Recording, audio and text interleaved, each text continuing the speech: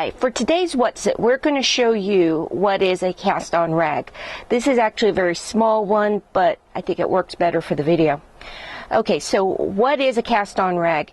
It's actually a substitute for the cast-on comb for single bed knitting. This could also be used for double bed knitting, but it's typically used to substitute in single bed knitting. And basically what it allows you to do is kind of start with some mass on your knitting machine, which will make it much easier to start a new piece of yarn. So let's look at the features of our cast-on rag. First off, when we make ours, we have a little pocket.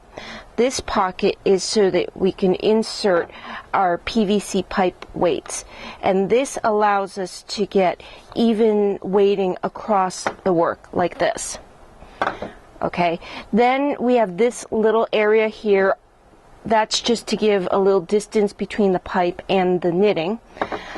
Then we do a contrasting color, and in between, this is a very long row, or a very loose row. And the reason we do that row so loosely is because when you fold it in half, you'll see that the loose row, the loops almost just jump up and make it easier to either hand place the loops onto the needles or use a transfer tool to get this onto the machine.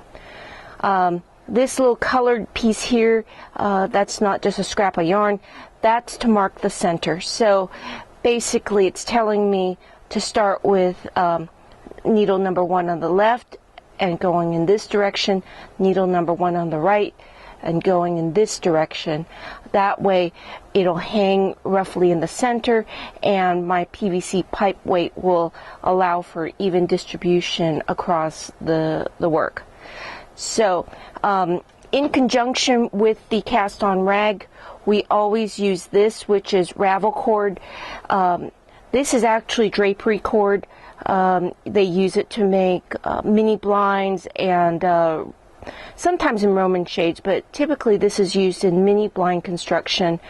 It comes in many colors. We have to have white.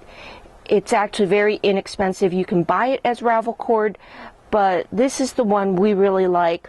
You can use other cords, but basically you want something very smooth and something very slick. And this is actually going to be the first row of knitting.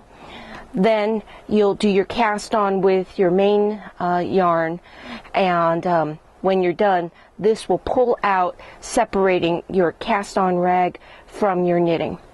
So that's today's What's It on what is a cast on rag.